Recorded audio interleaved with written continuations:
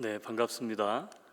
방금 소개받은 에드먼턴 한인 안디옥 장로교회를 섬기고 있는 한흥열 목사입니다. 먼저 제가 여기 토론토를 이제 리뉴얼 펠로십에 이제 오게 되었는데, 우리 에드먼턴은 지금 마이너스 한 5도 정도 돼요, 저녁 기온이. 그래서 토론토도 좀 추운 곳이라 겨울옷을 입고 왔어요. 근데 오늘 제가 캐나다에서 20번째 맞이하는 겨울이거든요. 20년 지금 캐나다에 살았는데 11월 달에 땀 흘려본 것은 처음이에요. 그래서 너무 더워가지고 그래서 목사님한테 감사드렸어요. 제가 이게 11월 달에 땀을 흘리는 것은 저 캔쿤이나 가야 할 일인데 하여튼 감사하다고. 근데 목사님이 또 저를 저녁 식사를 아주 좋은 곳으로 이렇게 데리고 가셨습니다. 명동 칼국수. 그리고 저희 동네는 없어요, 명동 칼국수가. 그리고 샤브샤브가 없습니다. 차이니즈 핫팟은 있는데 아시잖아요, 이게 다르죠. 그래서 이야, 이거 너무 맛있는 거예요. 야채 먹고 소고기 먹고 그랬더니 고기 넣어주고, 근데 칼국수 넣어주고. 그래서 이제 끝난 줄 알았는데 목사님이 갑자기 그러시는 거예요. 종업원을 부르더니 죽을 준비해 주세요 이러는 거예요. 깜짝 놀랐어요. 제가 오늘 여기 이제 예배를 인도하러 강사로 왔는데 갑자기 죽을 준비를 하라는 거예요, 저보고. 제가 추운 동네 오래 살다 보니까 좀 썰렁합니다. 근데 이 동네도 예외는 아닌 것 같아요, 제가. 하여튼 죽을 준비를 좀 하셔야 될 것 같아요, 오늘 저녁에. 시골 사람이 왔기 때문에. 네. 몇 가지 감사를 좀 드리고 싶어요, 오늘 설교를 시작하기 전에. 첫째는 2년 전에 우리 한석현 목사님이 저희 지역에 오셨습니다. 제가 교회 회장을 할 때인데 좀 요즘 팬데믹 끝나고 교회들이 너무 어려우니까 목사님 오셔서 좀 이렇게 도전적인 말씀을 좀 우리 연합회 와서 말씀을 주셨으면 좋겠습니다 그랬는데, 한 목사님이 흔쾌히 오셔서 교회 연합 성도들 모인 자리에서 은혜를 끼치고, 그리고 저희 교회가 그때 한인 장로교회, 안디옥 교회 같은 교단 교회이기 때문에 상당히 어려움을 겪고 있었는데 오셔가지고 우리 장로님들 격려해 주시고, 그리고 코칭까지 해주고 가셨어요. 이 두 교회가 통합해야 된다고. 근데 진짜 통합이 됐습니다. 그래서 감사를 드리고, 또 작년 가을에 저희 말씀 집회 때 고 목사님 굉장히 바쁘신데 목사님 오셔서 저희 교회 좀 말씀 집회를 좀 해주세요 그랬더니 일정이 꽉 차셨더라고요. 근데 흔쾌히 조정을 하셔서 오셔서 3일 동안 말씀 집회를 하셨는데 저도 많이 은혜를 받았고 또 저희 교회 성도분들도 정말 큰 도전을 받았습니다. 그래서 너무 목사님한테 감사드리고 또 우리 장로님들께도 감사를 드립니다. 세 번째 감사드릴 것은 이번에 리뉴얼 펠로십을 우리가 했습니다. 제가 한 2번째 참여를 했는데 참 좋았어요. 그래서 복음주의 연합 PCC 안에 있는 교회들 목사님들이 모여서 함께 성경적인 가치관이 무엇인지 또 함께 격려하고, 또 어떻게 하면 우리가 이 교단 안에서 소금과 빛의 사명을 감당할 수 있을지에 대해서 함께 고민하고 기도하고, 그래서 많이 이런 힐링이 되는 그런 시간이 되었는데, 무엇보다 감사한 것은 우리 본한인 교회가 매년마다 이렇게 재정적으로 후원을 해주시기 때문에 이것이 가능하다라는 사실을 제가 이번에도 다시 확인을 했습니다. 그래서 저도 혜택을 입은 사람으로서 너무 감사를 드립니다. 무엇보다 네 번째 감사드리고 싶은 것은 아시는 분은 있으신지 모르겠지만 우리 저 뒤에 이제 와 있는 안휘수 전도사가 저희 안디옥 교회 집사님으로 계시다가 늦깎이 이제 낙수에 신학을 하시게 됐어요. 그래서 좀 굉장히 걱정이 많이 됐어요. 말리고 싶었어요. 젊은 사람도 지금 안 하려고 그러는데 이렇게 늦깎이 해서 아마 졸업을 하면 48살 이렇게 되는데 이제 어쩌려고 저랬는지는 아직도 모르겠어요. 근데 몇 차례 제가 말렸어요. 근데 사모님하고 나중에 기도해 보시고 확실하구나. 그래서 이제 낙수에 왔는데, 또 이렇게 교회가 좀 있어야 되잖아요. 그래서 우리 본한인 교회에서 목사님도 이렇게 잘 전도사로 실습할 수 있도록 또 기회도 주시고, 또 말씀 들어보니까 사랑을 많이 받고 있고, 또 우리 안 전도사님이 또 열심히 또 사역을 하고 있는 것 같아서 너무 마음이 훈훈합니다. 너무나 감사를 드립니다. 네. 제가 오늘 말씀은 이 바라바라고 하는 사람에 대해서 함께 좀 은혜를 좀 나누고 싶습니다. 성경의 인물 가운데 어떻게 보면 이 바라바라고 하는 사람은 굉장히 우리가 주목하지 않는 인물입니다. 이 바라바, 그런데 제가 성경을 읽다가 이 바라바를 묵상을 좀 했어요, 큐티 시간에. 근데 이 바라바가 정말 우리 그리스도인들이 정말 깊이 묵상해야 될 인물이라는 사실을 깨닫게 됐습니다. 왜 그러냐 하면 이 바라바는요, 오늘 성경 본문 이외에는 등장하지 않아요. 이 바라바라는 인물에 대해서 기록이 없습니다. 그래서 우리는 잘 몰라요. 그런데 이 바라바를 우리는 좀 주목할 필요가 있습니다. 오늘 그 말씀을 좀 함께 나누고 싶어요. 왜 우리가 이 바라바를 주목해야 되는가? 바라바는 예수님의 대속의 은혜를 가장 처음 실제적으로 체험한 사람이기 때문에 그래요. 여러분, 오늘 성경의 백그라운드는 그렇습니다. 6월절이 되면 로마의 법에는 죄인 중에 한 사람을 사면해 주는 전통이 있었어요. 그게 엠네스티라고 이야기하죠. 사면 제도예요. 우리나라에도 그런 제도가 있습니다. 명절이나 광복절이 되면 특별한 사람들의 죄를 사면해 주는 거예요. 어느 나라나 다 있습니다. 그래서 광복절 특사 이런 영화도 나왔던 것으로 기억합니다. 여러분, 그런데 이 바라바라는 사람이 과연 누구입니까? 바라바는 오늘 성경을 읽어서 우리가 알고 있는 것처럼 성경을 보면 이 사람의 죄명이 나와요. 그건 뭐냐면 밀란과 살인을 저질렀다 이렇게 나와요. 밀란을 일으켰다는 얘기는 우리가 아는 것처럼 선동을 했다는 거예요. 지금 로마라고 하는 나라가 통치를 하고 있는데 밀란을 일으켰다? 살려둘 수 없죠. 근데 거기다가 실제로 사람을 죽였다는 거예요. 살인을 했다는 거예요. 여러분, 당시 법에 의하면 다른 거는 다 피해갈 수 있을지 모르겠지만 살인죄는 피해갈 수가 없어요. 살인죄를 저지른 사람은 사형을 받는 것이 마땅한 겁니다. 로마 법에는 그래요. 그래서 이제 이 바라바라고 하는 사람은 죽음을 기다리고 있는 거예요. 그런데 전혀 자기와도 상관이 없는 예수님이 결국 어떻게 돼요? 대신 죽고 예수님 때문에 이 바라바는 사면 혜택을 누려요. 죽어야 되는 죄인은 죽지 않은 거죠. 근데 죽어야 되는 죄인인데 마땅히 사면을 받아요. 여러분, 이처럼 엄청난 은혜가 어디 있습니까? 여러분, 저는 이 말씀을 묵상하다 깜짝 놀랐어요. 저도. 왜? 이 바라바는 바로 우리 모든 인간을 상징하는 것이기 때문에 그래요. 죄로 인해서 죽을 수밖에 없는 인간 아닙니까? 또 이 바라바는요, 모든 사람을 상징, 심볼이기도 하지만 바로 제 자신, 바로 우리 혹은 나를 보여주고 있는 것이기 때문에 그래요. 우리가 모두가 다 죄로 인해서 다 죄인이잖아요. 죽을 수밖에 없는 사람들이라는 것이죠. 그런데 내가 아직 죄인 되었을 때에 그리스도께서 나를 위하여 십자가에 달려 죽으시니라. 내가 아직 죄인 되었을 때예요. 여러분, 내가 죄가 무엇인지도 알지 못했을 때예요. 그런데 예수님이 우리를 사랑하사 십자가에 달려서 죽으셨다는 거예요. 여러분, 이것을 우리 기독교에서는 뭐라고 얘기하느냐 하면 선행적 은총이다 이렇게 이야기해요. 선행적 은총. 우리가 2000년 전에 예수님이 십자가에 달릴 때 그 현장에 있었습니까? 그렇지 않아요. 예수님의 죽음을 목격한 사람들은 정말 조금밖에 없어요. 여러분, 예수님은 선행적으로 은혜를 베푸신 거예요. 여러분, 우리가 예수님을 내가 믿기 때문에 나는 구원을 받았고 죄 용서함을 받았다 그렇게 이야기하죠, 우리는. 그런데 알고 보면요, 그 믿음은 어디로부터 온 것입니까? 내가 믿었기 때문에. 그 믿음은 그냥 믿음이 생긴 게 아니에요.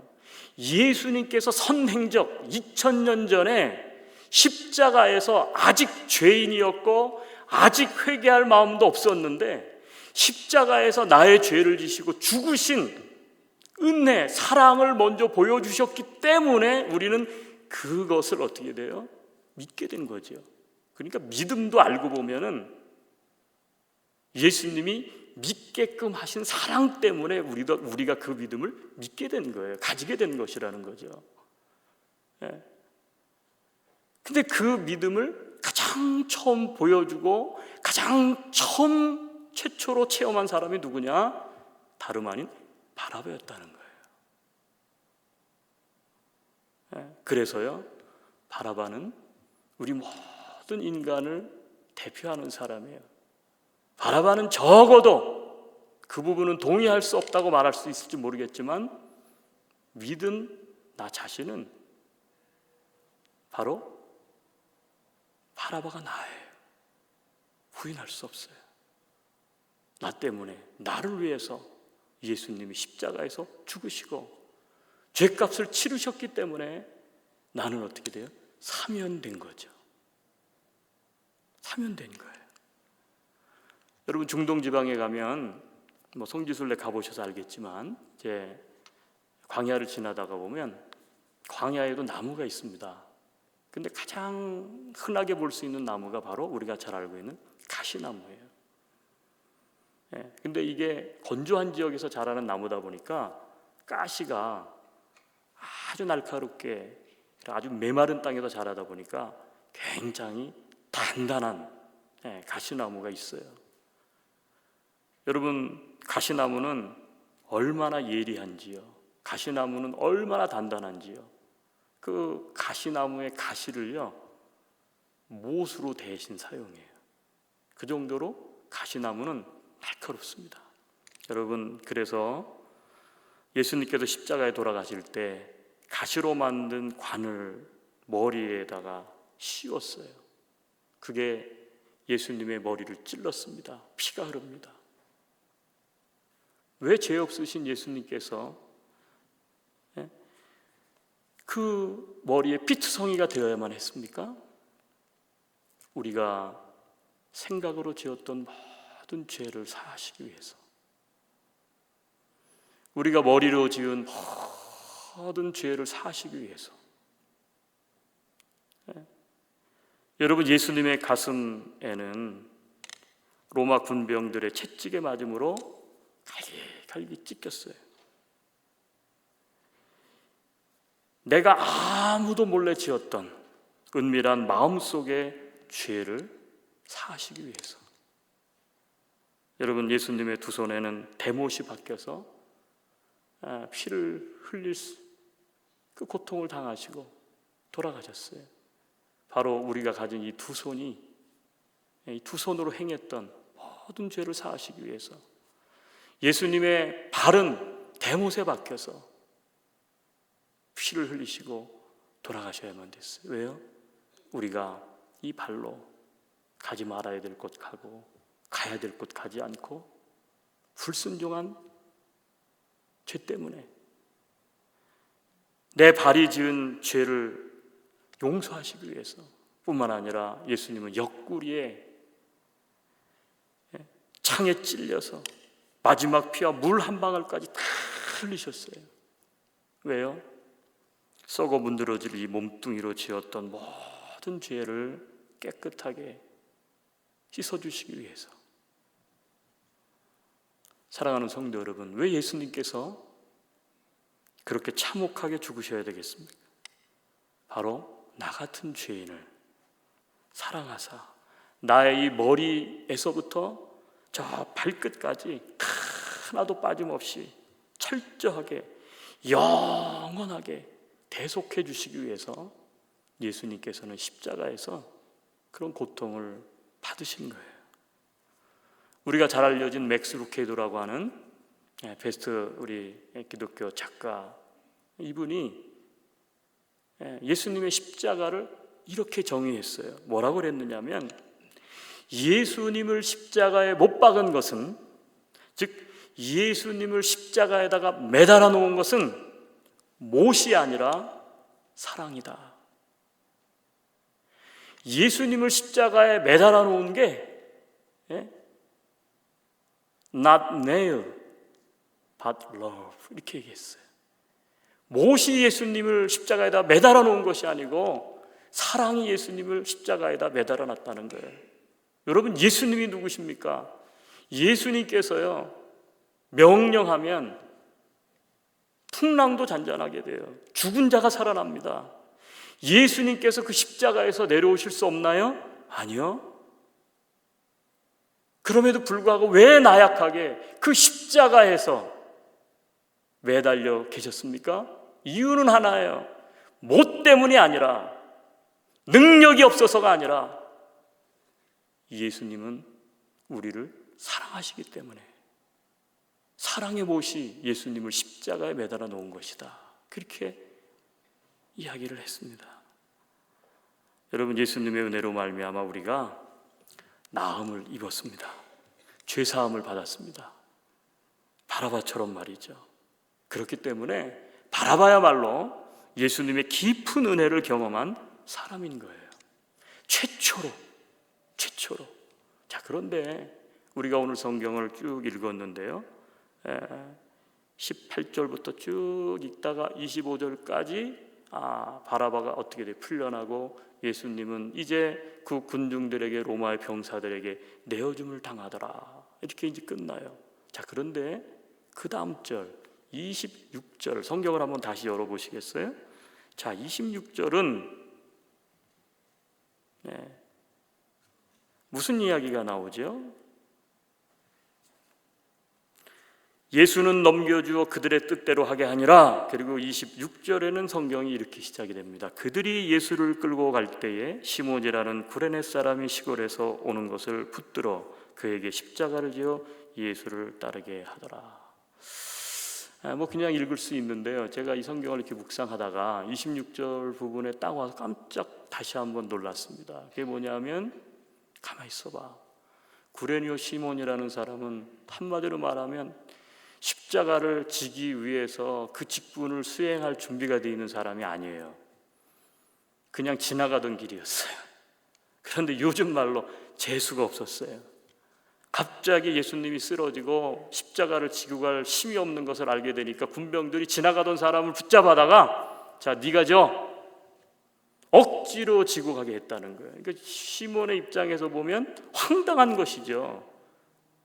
내가 왜 이 죄인의 십자가를 지고 가야 돼? 근데 여러분, 좀 이상하지 않아요? 다른 복음서에는 그렇게 배열돼 있지 않은데 누가복음에는요, 바라바가 사면되고 예수님이 대신 형장으로 가는 모습을 보여주면서 바로 그 다음 절에 구레네 사람 시몬을 등장을 시킵니다. 여러분, 이것은 어떤 의미가 있을까요? 진짜 십자가를 져야 될 사람이 누구냐는 거예요. 진짜 십자가를 져야 될 사람은 당연히 은혜를 입었던 바라바죠. 그런데 전혀 엉뚱한 구레네 사람 시몬이라는 사람이 십자가를 지고 가더라는 거예요. 제가 이 성경 구조를 묵상하다 너무 울었어요. 왜냐하면 내가 나 같은 사람이 목회자가 되고 십자가를 지고 간다고 했는데, 내가 과연 십자가를 지고 가고 있나?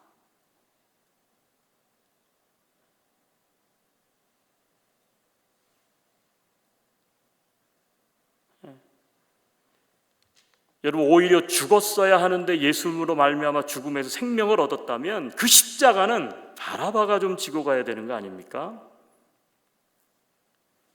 그런데 엉뚱한 구레네 사람 시몬이 지고 가더라는 거예요.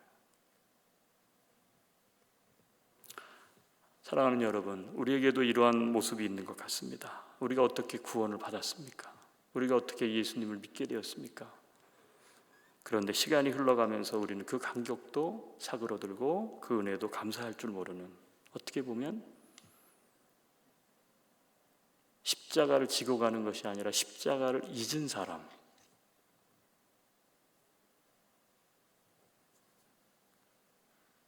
다 아시는 이야기인데 팔복이라고 하는 그 김우현 감독이라는 분이 아주 오래전에 그 다큐멘터리처럼 만든 단편 그 영상이 있었습니다. 그게 이제 팔복인데 그때 주인공이 최춘선이라고 하는 할아버지예요. 어느 날 이 김우현 감독이 지하철 서울역을 타고 가고 있는데 어떤 이상하게 생긴 할아버지가 그 겨울인데도 맨발로 지하철에서 뭘 이렇게 하고 쓰고 막 중얼중얼 그리고 막 그러더라는 거예요. 그래서 아유, 저 할아버지가 약간 이상한 할아버지인가, 미쳤나 보다 이렇게 무시한 거죠. 근데 맨발을 벗고 있는 거예요. 특이하다, 이 추운데. 그래가지고 이분이 따라갔다는 거죠. 추적을 해서 따라갔다. 그래 나중에 처음에는 응낙이 안 됐는데 몇 번 그렇게 하다가 그분하고 이제 대화를 나누게 됐는데, 이제 이분이 평생을 맨발의 전도자로 지하철에서 복음을 전하는 삶을 살아가고 있는 거예요. 그래서 인터뷰를 하다 보니까 이분이 그냥 평범한 사람이 아닌 거예요. 그때 당시에 와세다 대학, 일본의 와세다 대학을 나온 어떻게 보면 수재예요. 엘리트죠. 그런데 죽을 병에 걸렸다가 낫게 됩니다. 그래서 한국으로 돌아와가지고 어떻게 되죠? 김포에서 자기 재산을 다 털어서 양로원도 짓고, 그렇죠? 공동체도 만들고 뭐 그랬던 분이에요. 즉 예수님의 은혜로 고침을 받고 그 은혜가 너무 커서 내가 이 예수님을 어떻게 보답할 수 있을까? 그래서 선택하게 된 게 뭐냐면 바로 맨발로 예수님이 걸어가신 그 골고다 언덕길을 나도 복음을 전하면서 십자가를 지고 이 길을 가겠다. 사랑하는 성도 여러분, 사도 바울도요 그랬어요. 죽을 고비를 숱하게 넘겼습니다. 매도 맞았고요, 헐벗었고요, 그리고 굶주렸습니다. 그런데 사도 바울은 어떻게 보면 그 정도 하면 됐잖아요. 저희 교회는 2년에 한 번씩 이제 송지순례를 갑니다. 그래서 1코스, 2코스, 3코스, 4코스 이렇게 4번에 걸쳐서 성도분들이 지금 갈 수 있도록 하고 있는데요. 이 코스가 사도 바울의 우리가 잘 아는 선교 여행 코스예요. 제가 그때 이제 성도분들하고 거기를 갔어요. 깜짝 놀랐어요, 저는. 왜냐하면 거기를 우리는 지금 하이웨이가 나고 버스를 타고 다니지만, 야, 옛날에 사도 바울이 거기를 맨발로 걸어 다녔다는 거 아닙니까? 오죽하면 마가가 나 이제 더 이상 안 가, 그리고 포기했겠어요. 도둑도 많았고요. 그때는 정말 먼 거리들인데, 여러분, 죽을 고비도 여러 번 넘고 매도 많이 맞고 돌에 맞기도 하고 굶주리고 이제 그만하면 됐잖아요. 근데 사도 바울의 고백은 무엇입니까? 오히려 내 속에 눌리는 것이 있으니 교회를 위한 근심이라. 이제 그리스도의 남은 고난을 내 육체에 채워넣어라. 이런 고백을 해요. 제가 수요 예배인데 어떤 말씀을 전해야 될까? 저는 원래 이렇게 설교를 하러 다니는 사람이 아닙니다. 그리고 저는 절대 어딜 가도 알리지 않습니다. 저는 그냥 시골 교회 목사로 우리 교회에서 설교하는 것도 벅차요. 여기는 다른 데 절대 안 알려요. 그런데 목사님이 또 여기 리뉴얼 그거 하시지, 그래서 제가 여기 온다, 우리 한카에서 터부에서도 온다 목사님한테 말씀드렸더니 목사님이 수요일 저녁에 말씀을 전해달라는, 다른 때 같았으면 단칼에 놓죠. 저는 옷도 아예 그럴까봐 이렇게 준비를 안 해갖고 다녀요. 저는 원래 우리 여기 안희수 전사님 알겠지만 저는 안 알려요. 교인이 있어도 안 알립니다. 저는 우리 가서 일만 딱 보고 오는 스타일인데 노를 못 하겠는 거예요. 이게 왜냐하면 옛날에 한석현 목사님 와서 그렇게 해주셨지, 또 작년에 목사님 오셨지. 그래서 제가 이걸 노를 하면 이런 어린 목사가, 이 선배가 이렇게 하는데 그렇게 해서 이 노도 못하고, 그래서 고민을 많이 했어요. 제가요, 여러분보다는 아니겠지만 적어도 한 달에 한 번이나 두 번은 여기 주일 예배 설교를 제가 처음부터 끝까지 다 듣습니다. 왜냐하면 우리 고 목사님이 뭐 잘 아시겠지만 말씀을 너무 은혜롭게 깊이 있게 연구하셔서 말씀을 잘 전하고 계시기 때문에 제가 많이 배우고 있어요. 목사님한테 많이 배우고 있기 때문에. 그래서 야, 내가 고 목사님이 전하는 강단에 내가 선다? 이건 뭐 이거 그런 거 있잖아요. 왜 이렇게 누구 앞에 서면 초라해 보이는 거. 그래서 마치 아무것도 입지 않고 이렇게 서는 것 같은 그런 어떤 그 수줍음이 있어가지고 나는 진짜 못하는데, 근데 은혜를 주셨잖아요. 그냥 안 할 수도 없고 고민을 많이 했어요.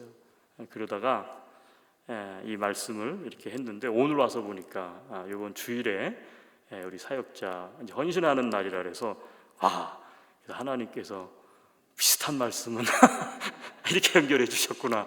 그래서 마음이 좀 놓여요. 그래서 죽을 준비를 좀 하세요.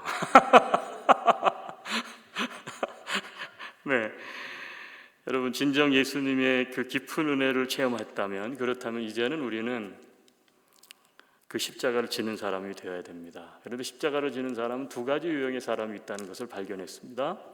하나를 보자면 바라바 같은 사람이에요. 져야 되는데 안 져요. 무슨 얘기인지 아시죠? 근데요, 엉뚱하게 생각도 안 했던 사람이 져요. 제가 목회를 하면서 그걸 많이 느꼈어요. 헌신돼 있고 훈련 받았고, 저분 같으면 좀 이번에 진짜 뭐 이렇게 좀 헌신하시고, 근데 이상하게 다 그런 건 아니지만 그런 분들은 잘 안 지시고, 구레뇨심은 길 가다가 얼떨결에 난 준비도 안 됐는데 갑자기 목사님이 김집사님 이번에 좀 그거 한번 해보시죠. 나는 뭐 자격도 안 되는데요. 근데 그런 구레뇨 사람이 십자가를 지는 거예요. 근데 실제는 누가 져야 되죠? 바라바가 져야 되죠. 바라바가 져야 되는 거예요.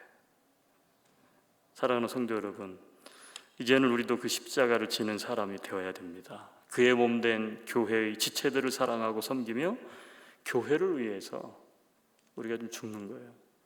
제가 오늘 이 설교를 아까 저렇게 앉았는데 우리 어르신들이 오늘 카리스 근데 다 보니까 연세가 있으신 분이잖아요. 다 시니어 분들이신데 오늘 설교는 좀 이상하다. 평생을 교회를 위해서 헌신하셨는데 저분들 보고 십자가를 또 지라 그러면 마음이 되게 힘들었어요. 제가 오늘은 여러분들에게는 너무 고맙다고 말씀드리고 싶고, 이쪽은 조금 젊으신 것 같아요. 그래서 여러분들이 이제는 우리 시니어 분들의 뒤를 이어서 여러분 십자가를 좀 지시길 바랍니다. 여러분이 안 지고 싶어도요, 제가 보니까 고 목사님이 구레뇨 시몬처럼 여러분들에게 지도록 하실 것 같아요.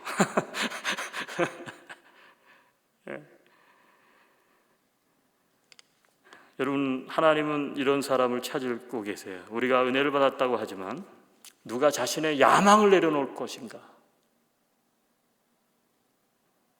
누가 인생의 목표가 다 있죠. 그러나 예수님께서 오늘 이 저녁에 누가 너의 인생의 비전이 아니라 나의 비전 지는 십자가를 지는 사람이겠느냐 물으세요.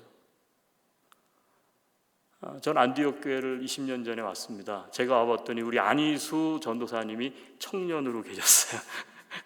제가 왔는데 저 두 분이 원주민 선교하다 만나가지고 저분이 이제 결혼을 하러 한국을 가셨어요. 제가 이제 왔는데 한국을 나가시고 그때 제가 왔어요. 저보다 우리 교회 선배님이세요.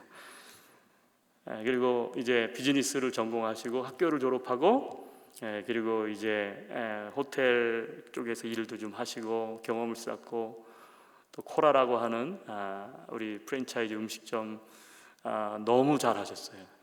돈도 잘 벌고 너무 잘했는데 갑자기 어느 날 오더니 심각하게 저보고 목사님 제가 여러 번 생각했습니다. 그러더니 아버님이 목사님이시잖아요.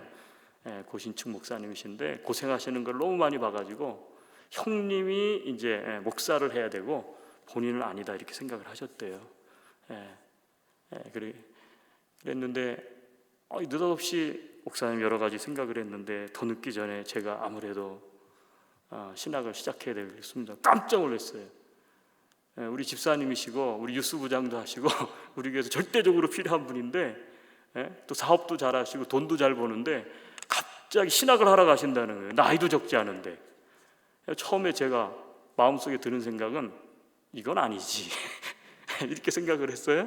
그래서 제가 그럼 사모님도 같이 동의했나 그랬더니 안 했대요. 아직 기도해보라고. 제 마음은 이제 못 간다.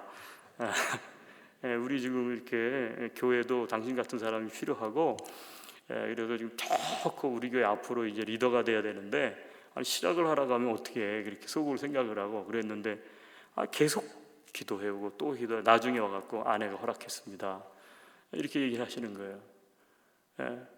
제가 그때 따져봤다니까요. 지금 신학을 MD부를 빨리 끝내야 3년인데 더 늦으면 그러면 딱 보니까 47 아니면 8 졸업이더라고요.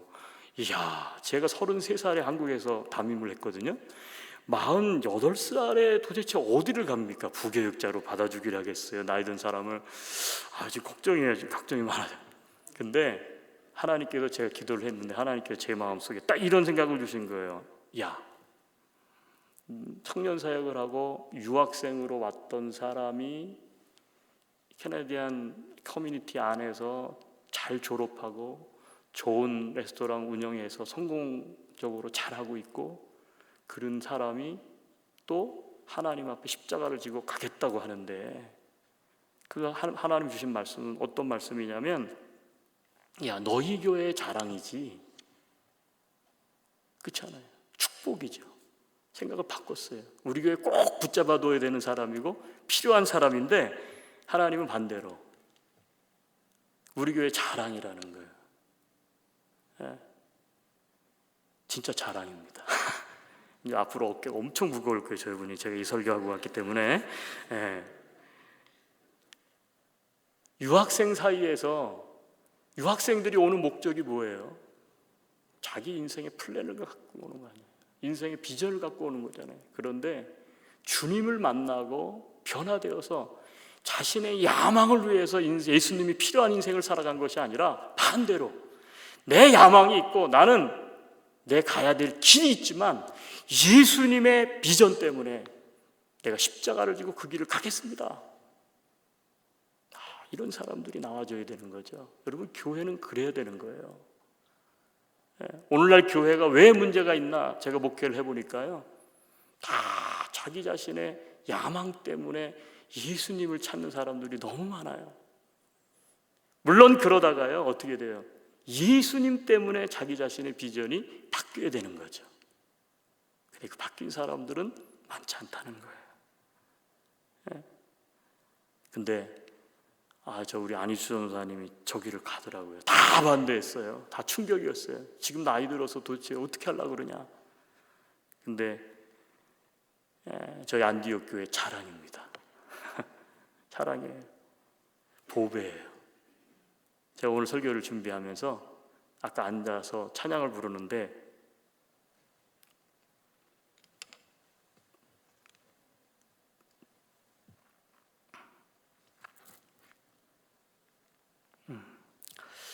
그 금, 은보다 귀한 예수님.